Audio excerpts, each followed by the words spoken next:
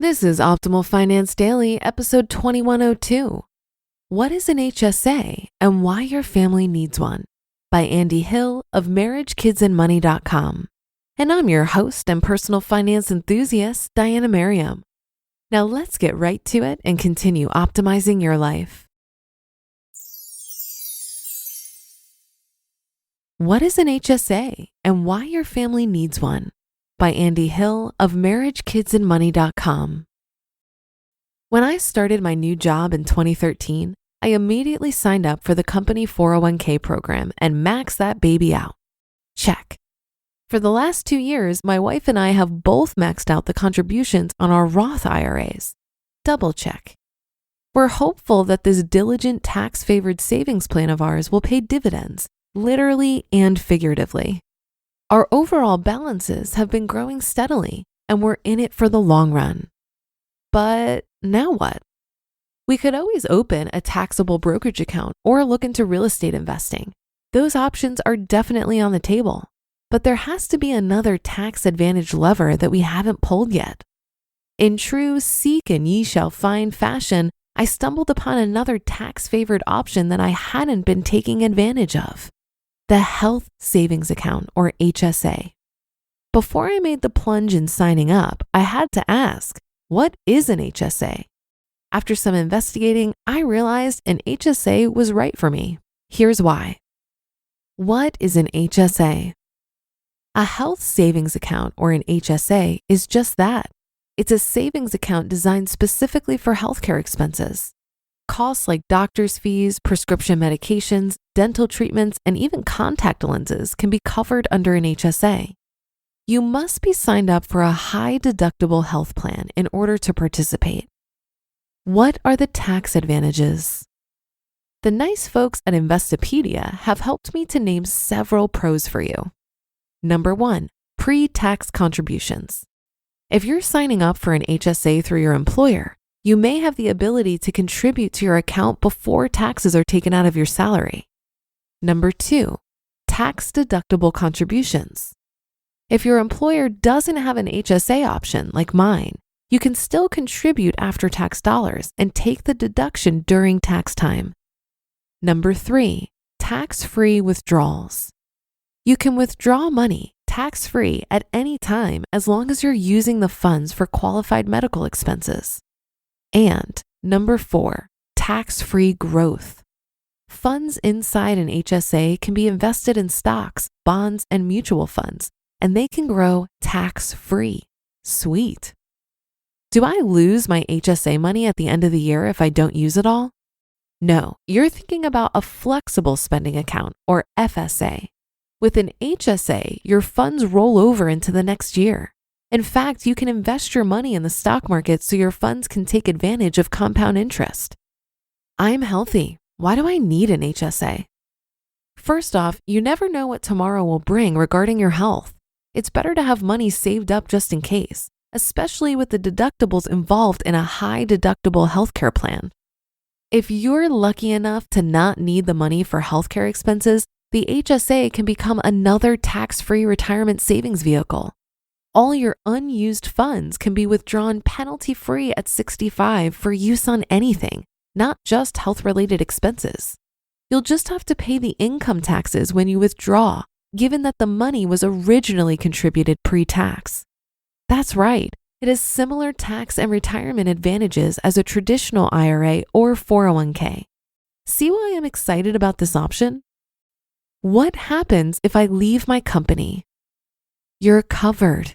If you leave your company for a new job, your HSA account comes with you. Am I eligible for an HSA?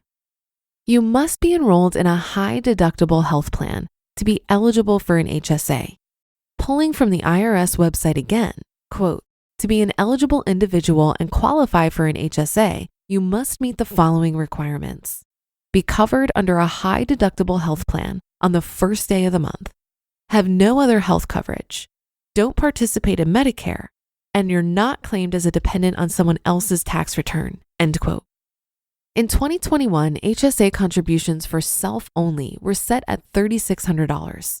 For families, you were able to go up to $7,200. In 2022, those limits increased to $3,650 and $7,300 respectively. Each year, this amount can change, so make sure to refer to the IRS resources for up-to-date information. What are the disadvantages? Yes, I'm making the HSA sound too good to be true, right? Here's information I learned about the potential downsides. Nothing shocking, really. Fees. Depending on your plan, the balance you carry, and the type of transactions you have, there may be some fees. Check out your plan before proceeding so you know what you're getting into and how to avoid them. Penalties. If you use an HSA for non-medical expenses before the age of 65, you'll incur a hefty 20% penalty, so don't do that. And taxes. Like the traditional IRA or 401k, when you withdraw money from an HSA, you'll have to pay income taxes. Based on my situation, I feel like an HSA was a good move for my family. We've been with Lively since 2018, and we really enjoy their transparency and no-fee platform. Honestly, I see the HSA less as a way to save on healthcare expenses. I see it more as another tax-advantaged retirement savings method. It's really a complement to my 401k and our Roth IRA accounts. Even if the money piles up because I'm healthy, my HSA will be another investment account for me to use as I please after age 65. And if my family does need the money for healthcare expenses, we'll be covered there too. Healthy and wealthy, that's the goal. You just listened to the post titled, "What's an HSA and Why Your Family Needs One?" by Andy Hill of marriagekidsandmoney.com. HSAs are the only investment vehicle that have a triple tax advantage in that you contribute tax-free, they grow tax-free, and you can withdraw tax-free when used for qualified medical expenses. To fully optimize this account, you could pay your medical expenses with your cash on hand and allow tax-free compound interest to keep working its magic in your HSA. You'd simply keep the receipts, since there's no limitation on when a healthcare expense is incurred and when it's reimbursed. And if cash gets tight for living expenses at some point, you can submit the receipts for reimbursement.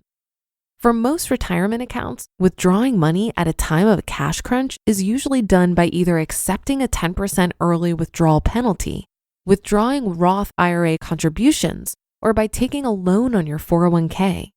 For the HSA, the funds are accessible before age 59 and a half if used on qualifying medical expenses. Adding to the flexibility, the list of medical expenses that the IRS views as qualified is long. It includes items such as doctor visits, dental exams, lab fees, physical therapy, long-term care, and Medicare premiums.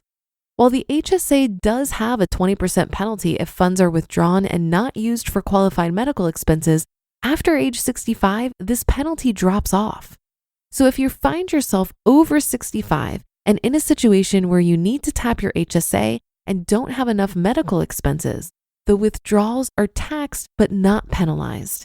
In other words, you still receive the tax-deferred contribution from the years prior and all the tax-deferred growth, while only losing the tax-free withdrawal, similar to the tax benefits of an IRA. But unlike an IRA, the HSA does not have required minimum distributions.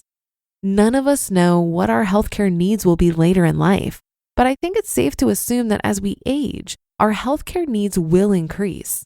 For that reason, and for all the benefits an HSA offers, I think this vehicle should be more highly regarded in all of our portfolios. And that should do it for today. Have a happy rest of your day, and I'll see you on the Thursday show tomorrow, where your optimal life awaits.